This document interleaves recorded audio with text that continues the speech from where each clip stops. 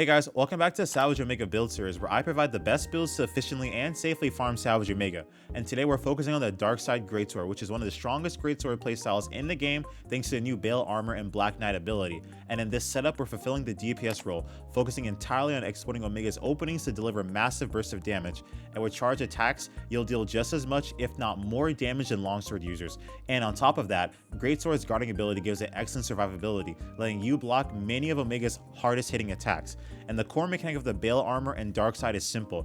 After using level 2 or level 3 charge slash, you will consume about 1/8 of your maximum HP, and in return, you'll gain an attack buff equal to roughly 10% of your weapon's base attack for 30 seconds.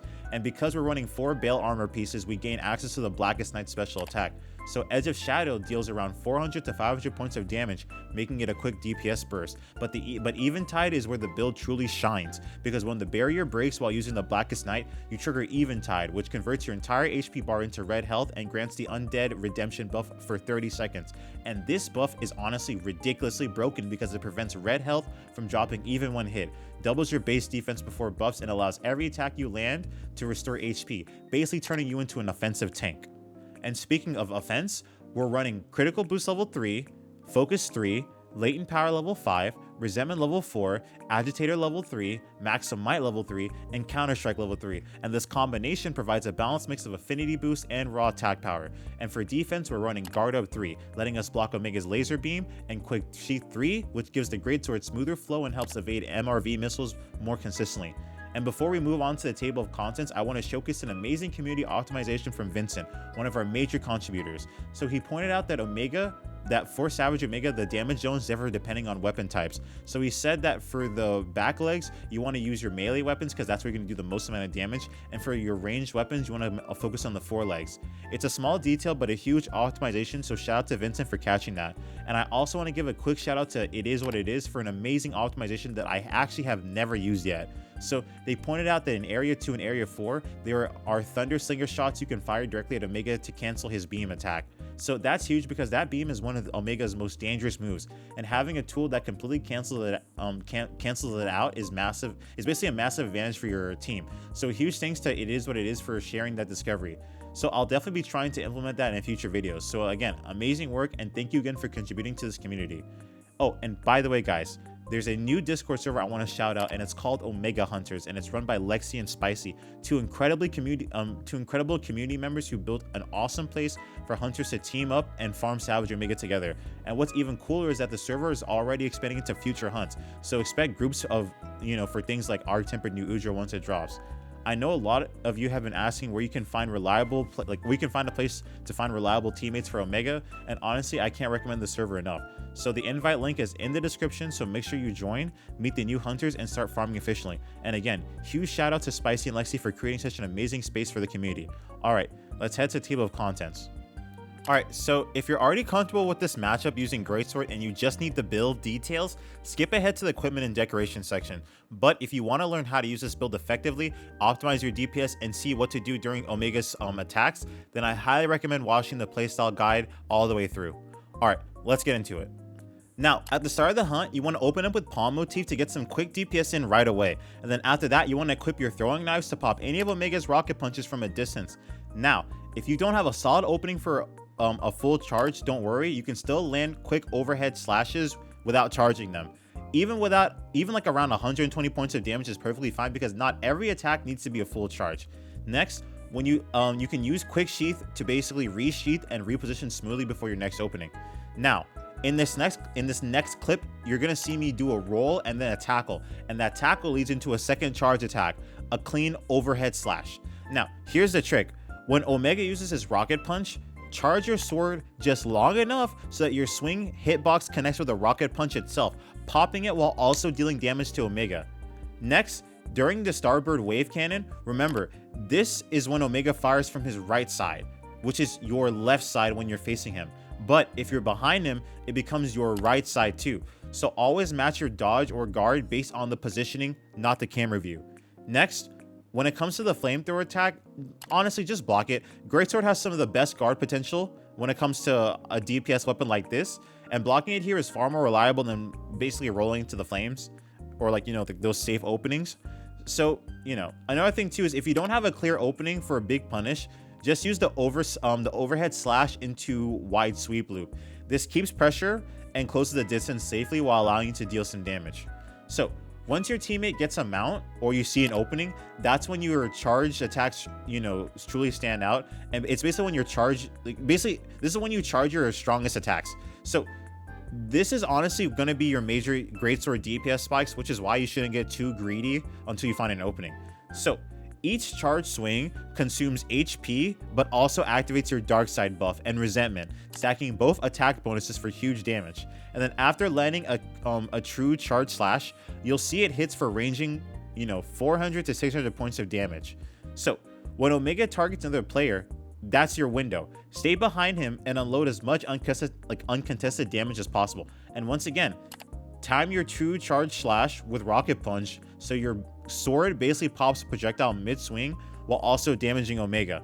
And then after that, you know, as you can see, we just keep doing these loops, doing these charge damage attacks, and they're popping for like 400, 500, 600, 700 points of damage just continuously. You know, Omega just dips after that. It's a lot of DPS. So this is your goal as greatswords, to find these kind of openings.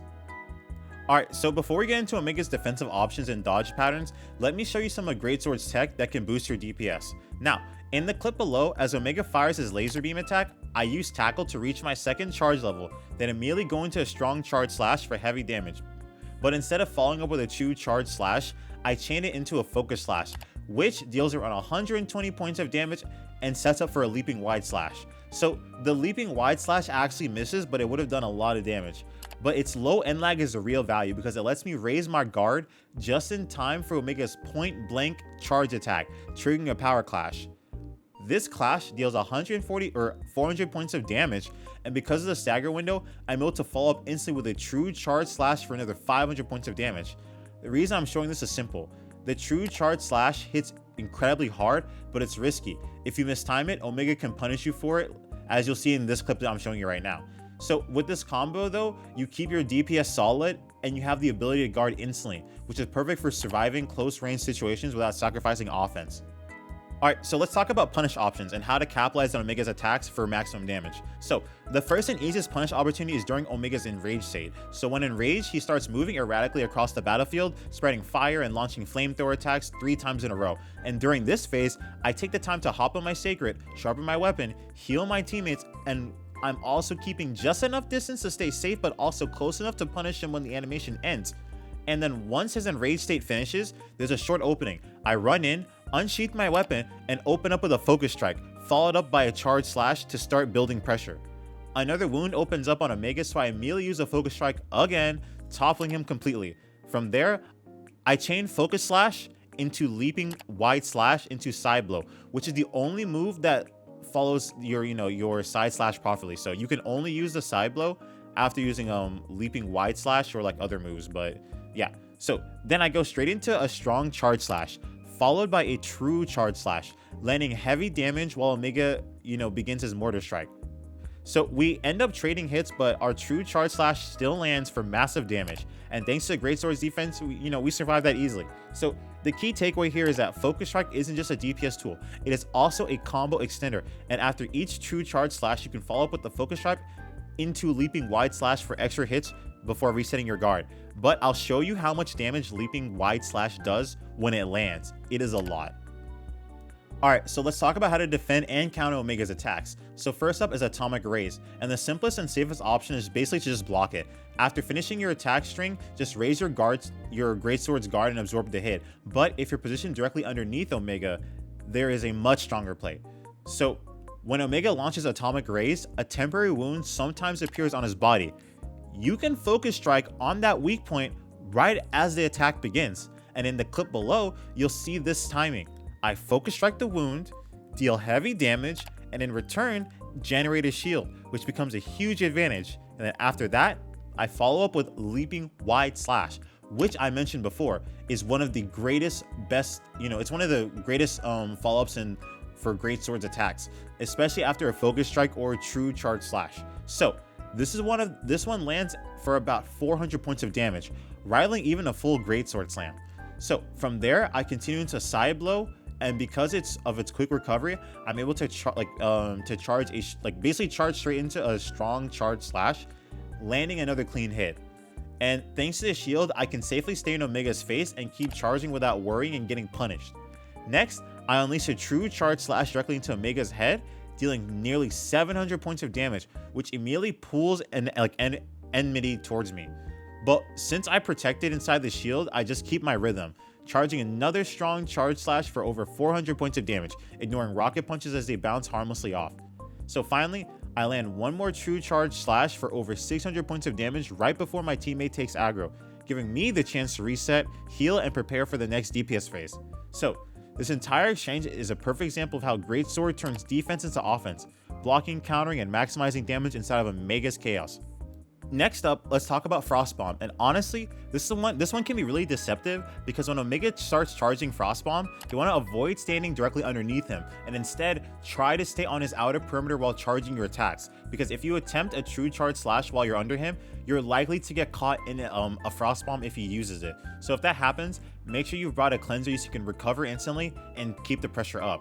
But if you're already in a bad position, don't try to roll out of it, just block the blast. Greatsword's guard will save you every time. Lastly, let's talk about the MRV missiles. So ironically, Greatsword has a surprisingly fast sheathing animation, especially with Quick Sheath 3, and that's your best answer here. So when Omega launches MRV missiles, simply sheath your weapon and run. You can easily outrun the blast radius, but if you ever find yourself in a bad spot, maybe surrounded or basically cornered, just use a Farcaster to safely reset. Don't risk getting juggled or trapped trying to block everything. Sometimes just retreating is the best defense. Now, let's talk about the DPS check phase in Area 3. So I usually recommend using the Koot Light Bowgun here for quick clears, but if you want to stay with Greatsword, pair with the Rocksteady Mantle for maximum uptime. So in the clip below, just an overhead slash into a strong charge slash combo already deals nearly 600 points of damage to Nursilla right at the start. And then after that, we put on the Rocksteady Mantle so we can ignore Nursilla's attacks and keep swinging. And then when Nursilla performs his AoE beam attack, you want to move directly in front of him because that's the safe zone. And then next we activate the Blackest Night, landing a 576 point burst damage spike, followed up with a charge slash for 400 points of damage, and then a strong charge slash for 600 points of damage, and then a true charge slash hitting for over 600 points of damage. And in a few seconds, we've already stacked nearly 2,000 points of damage. So then the Endemic Life paralyzes Nursilla, giving us another free window, and we chain another strong charge slash for 600 points of damage, and then a true charge slash for 700 points of damage more. And then from there, it's just repetition. Slash after slash, the numbers pile up, and before long, Nursilla collapses under the pressure. The DPS output is simply overwhelming. Between the burst, paralysis, and constant punishes, he doesn't have a chance of recovering. And that's pretty much everything for the Darkside Greatsword build. It's a weapon that rewards patience, timing, and precision, and when used right, it delivers some of the highest burst damage in the game right now. And between the Blackest Night, Resentment, and Focus Strike loops, this setup turns every safe opening into a chance for massive damage. So if you want a simple but incredible powerful playstyle, the Greatsword is definitely worth mastering. Alright, let's check out the equipment and decorations so you can copy this build yourself. Alright guys, well here's the equipment and decorations, talisman, everything that you need to basically copy this build, so just pause the screen, take a screenshot, and you're good to go. So if you have any questions or need help fine-tuning your setup, drop a comment below and I'll reply. If you don't have this talisman and you want to see any good substitutes, just leave a comment and we'll figure it out. Alright guys, good luck with your hunts and I'll see you in the next video. I hope you have fun. Enjoy yourselves.